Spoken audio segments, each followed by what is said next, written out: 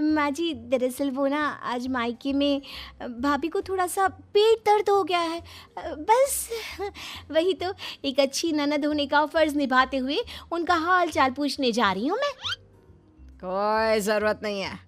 रोज़ तेरे मायके में किसी न किसी की तबीयत खराब हो ही जाती है और रोज़ तू फुदक के चली जाती है। हमारी ही अकल पर पत्थर पड़े थे जो पड़ोस की लड़की को ही बहू बना लिया। अब आपका मायका 100 किलोमीटर दूर है, उसमें मेरा क्या कसूर? आपका खाना बना दिया है, आटा भी गूंद दिया है, गर्मा गर्म फुल्की बनाकर खा लेना ना आप। ये है मयूरा, जिसका मायका और ससुराल दोनों भी आस पड़ोस में 2 मिनट की दूरी पर है, जिसका पूरा पूरा फायदा उठाते हुए मयूरा हर दिन मायके के चक्कर लगाती रहती है। हेलो मम्मी, हाय भाभी, क्या बात है?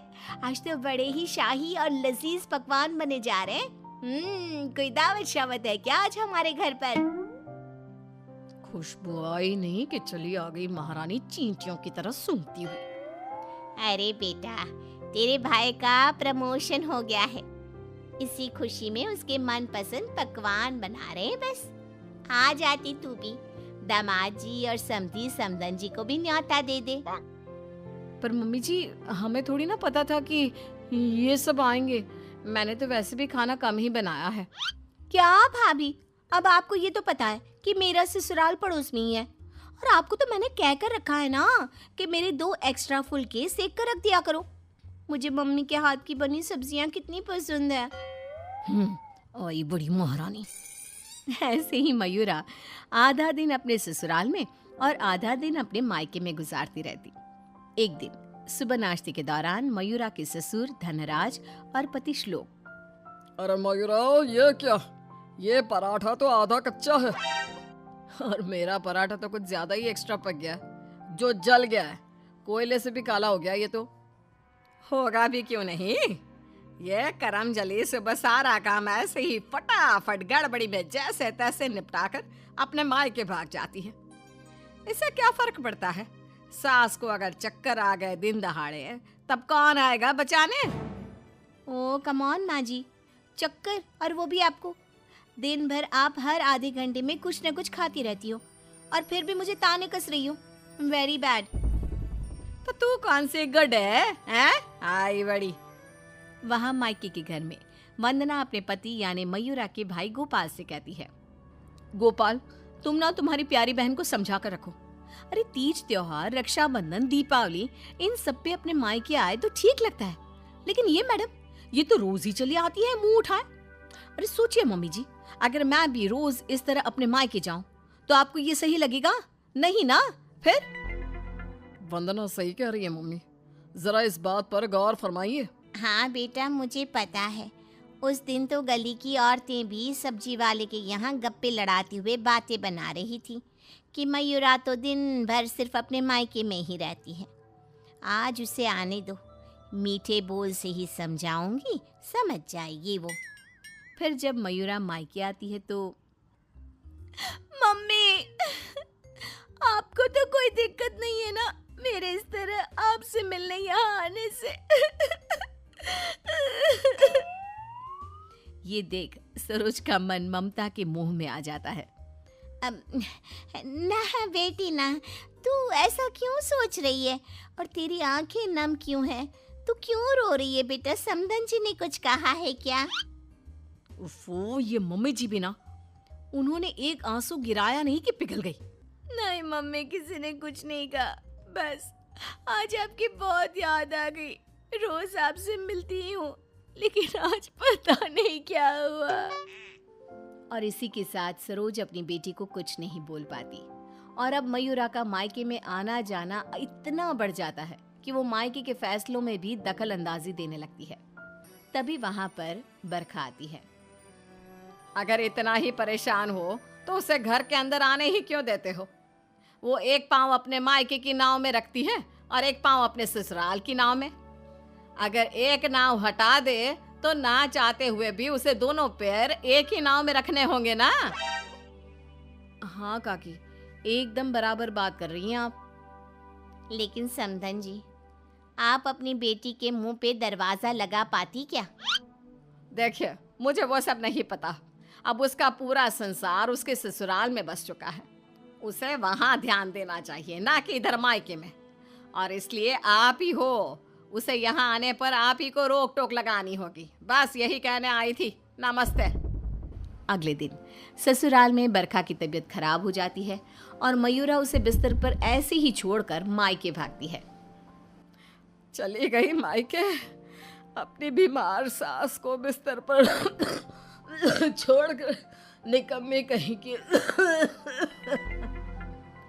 रात में जब धनराज और श्लोक दफ्तर से घर लौटते हैं, तब वो देखते हैं कि मयूरा घर पर नहीं है और बरखा अपने कमरे में बुखार से तप रही है। और तो और घर में कुछ खाना तक नहीं बनाया है। आज तो हद ही कर दी मयूरा बहू ने। अरे काम काज का नहीं, लेकिन कम से कम अपनी सास की तबीयत का तो लिहाज रख लिया होता। कोई फिक्र, कोई चिंता नहीं। आप ही ने तो चुनी थी ना ये बहू। कुछ देर बाद मयूरा अपने ससुराल वापस आती है। मयूरा, घड़ी देखी तुमने? हाँ, घड़ी में 2 सुइयां एक साथ कितनी प्यारी लगती है ना।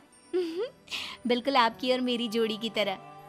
मैं मजाक के मूड में बिल्कुल नहीं हूं मयूरा। तुम्हारा ये मायके से ससुराल, ससुराल से मायके घूमने का तमाशा बहुत हो गया। ये सब कब खत्म होगा? तुम्हें अंदाजा भी है, माँ अंदर 103 बुखार से तप रही है और तुम सुबह से अपने मायके में हो। बहू, अच्छा होगा कि तुम मायके जाना कम कर दो, वरना कहीं ऐसा ना हो कि एक दिन दोनों तरफ की रिश्तों की डोर टूट जाए और तुम बीच में ही लटकी रह जाओ। जी पापा जी, आप टेंशन मत लो। मैं मायके जाना तो नहीं छोड़ सकती, लेकिन मैं अपना बहु धर्म अब अच्छे से निभाऊंगी। मैं रोज माँ जी का एकदम हल्की नाजुक पत्ते की तरह ख्याल रखूंगी और आप लोगों को शिकायत का मौका भी नहीं दूंगी।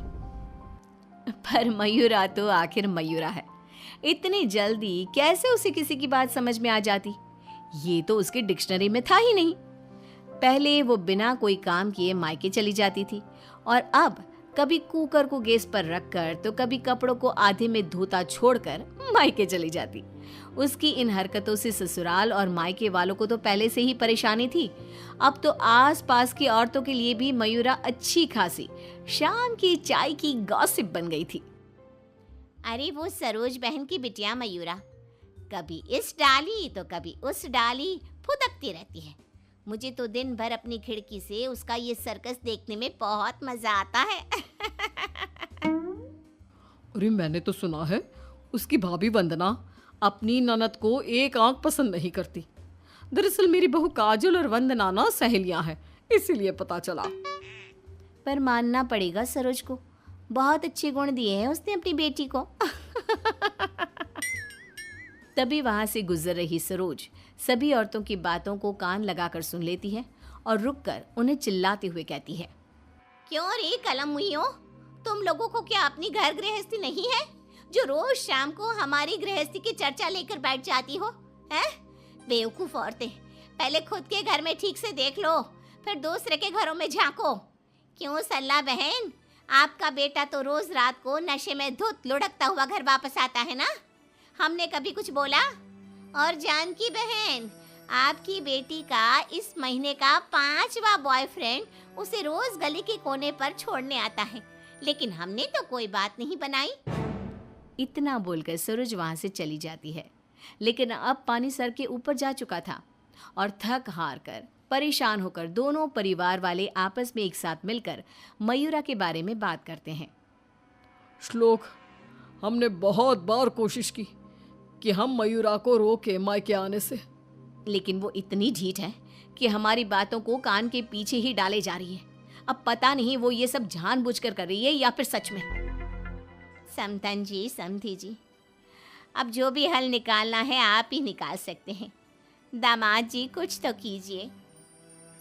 कुछ तो आपको करना चाहिए था सरोज जी। अरे बरखा, जैसे हम बहू को रस्सी से बांध कर नहीं रख सकते, वैसे ही एक माँ होने के नाते सरोज जी भी मयूरा को मायके में प्रवेश करने से नहीं रोक सकती।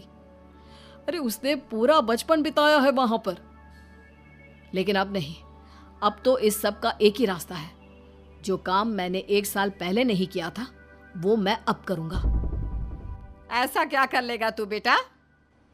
मुझे कंपनी की तरफ से चिरौलीपुरा में ट्रांसफर लेटर दिया गया था, वो भी दुगनी सैलरी के बेसिस पर।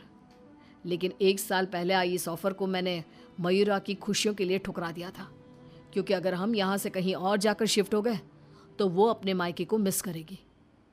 तभी शादी भी नहीं थी, और अब ऐसा कुछ भी नहीं है। तो तुम ये कहना चाह रहे हो कि तुम सब यानी मयूरा के ससुराल वाले अब उसके मायके से दूर चले जाएंगे? जी हाँ, मैं इस ऑफर को अभी भी एक्सेप्ट कर सकता हूँ, और फिर हम सब यहाँ से चले जाएंगे। अब हम और कर भी क्या सकते हैं? अगर मयूरा को अपने मायके जाने से रोकना है तो बेहतर यही होगा कि उसके पड़ोस के ससुराल को दूर ले जाए और उसके ससुराल वाले ही अलग जाकर रहे, जिससे वो रोज अपने मायके नहीं जा पाएगी। सभी श्लोक के इस फैसले पर सहमति जताते हैं और फिर मयूरा अपने पति की ट्रांसफर की वजह से शिफ्ट होने की बात को साधारण समझकर अपने मायके से दूर चली जाती है। जो भी कहो, सही मायनों में बहू विदा करके तो मैं अब लाई हूँ।